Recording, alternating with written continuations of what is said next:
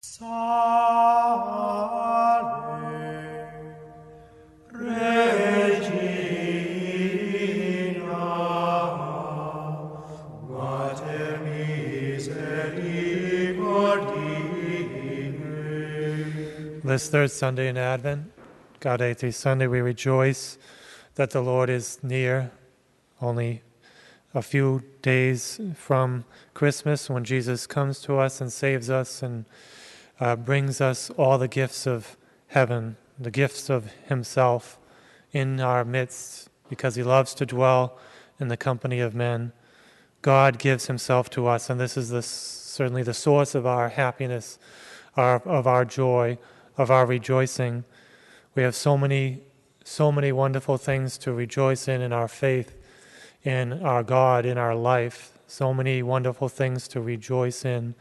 And they're all supernatural. Not all. There's certainly natural joys too, but primarily they're supernatural joys. And in the midst of this world that we live in, there's a lot of sorrow and suffering. And if we keep our head down to the earth, we will be sad. We will have many things to complain about and to worry about, to be unhappy about. But our Lord came to bring sight to the blind, to make the lame walk, the lepers cleansed, the deaf hear, the dead are raised, and the poor have the good news proclaimed to them. He has done so many things to bring joy, even natural joy, physical happiness to men. But he's brought mostly the joy of the peace of God, the grace of God in our hearts, and we can carry this with us.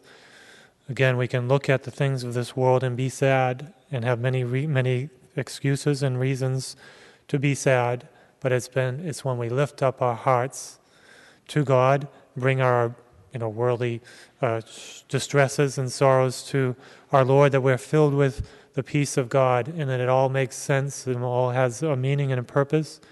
And there's the joy of being united to our Lord in prayer. That's the joy of prayer. Prayer is absolutely essential to be happy in this life. We have to be united to God in prayer. God is perfect happiness. It is when we are united to Him, when we are close to Him, that we are happy. And we can't be close to Him without prayer. We have to pray, otherwise we will be happy. We will be unhappy. We will be caught up in the sorrows of this world.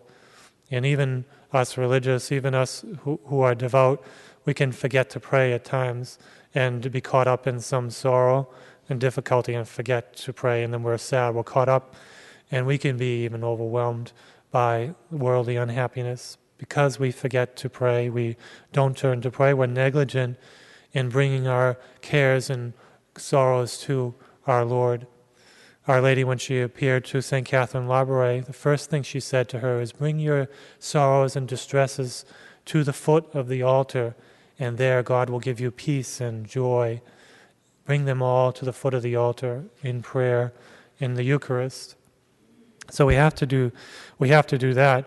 And when we think, that can resolve our immediate distresses, but we think also the hope of our faith, the hope of heaven, where in heaven we know we will be perfectly happy. We have these extreme joys, this extreme experience of happiness that God will give us.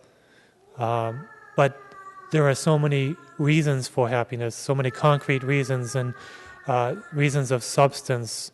God Himself, who is infinite love, infinite perfection, infinite happiness, just being with Him, seeing Him, that infinite beauty is the whole happiness of heaven, of course, but there are so many other secondary joys, being in the company of Our Lady, a paradise within a paradise, and the angels and all the saints, the heroes who have done so many remarkable, amazing, wonderful things through the power of God in this life, and they are our models in heaven who we'll be friends with, and our own reward for our own joys, that our own merits that God has done in us.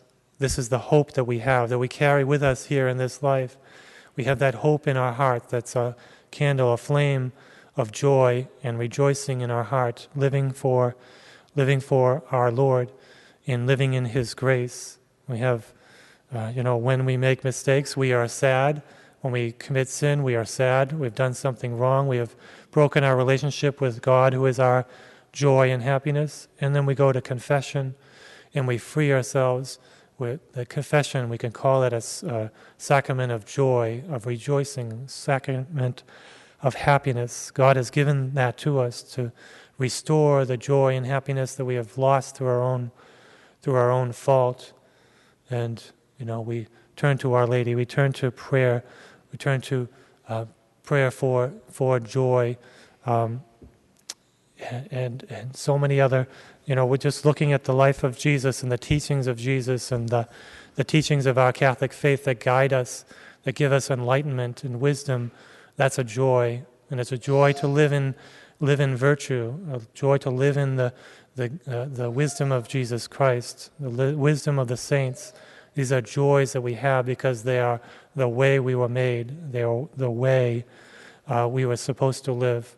And it's when we don't live according to the way that Jesus set out for us, the commandments of God, that we're unhappy. And we have it all planned out. We have it all plotted out, all designed for us just to follow, just to live, and just to live sincerely, diligently.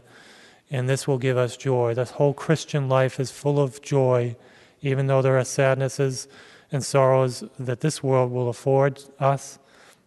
We have that spiritual, supernatural, deep, profound joy of the grace of God, His peace, and what He promises and holds out to us.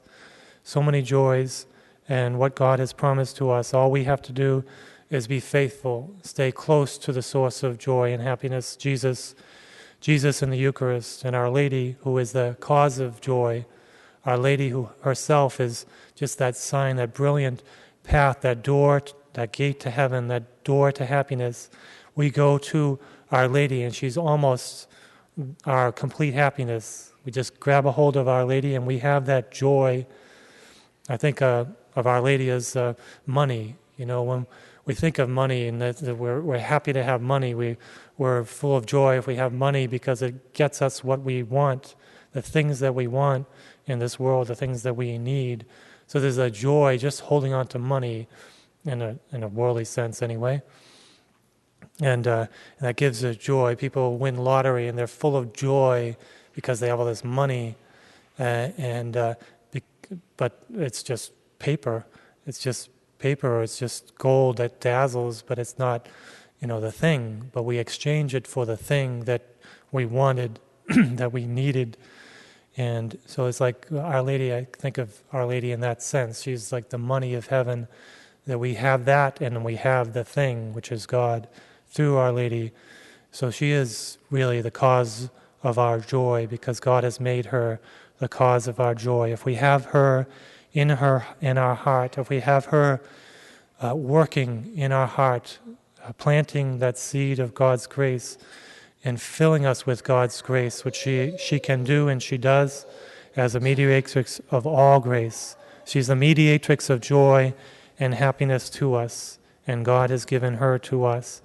So we have Our Lady as a principal joy to rejoice in today, and she brings us the Christ child. She holds him in her arms, and she holds him out to us even now in the Eucharist, and we are so close to that moment of grace where God will pour forth many graces into our hearts on Christmas Day in proportion to our preparation, our longing, our desire for His grace, for His presence.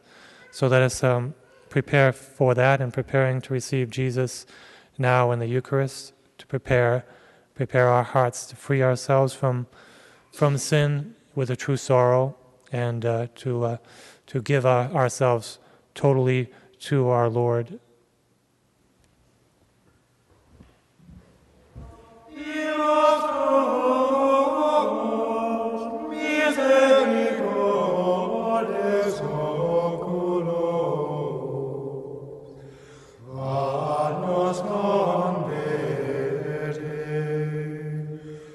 Et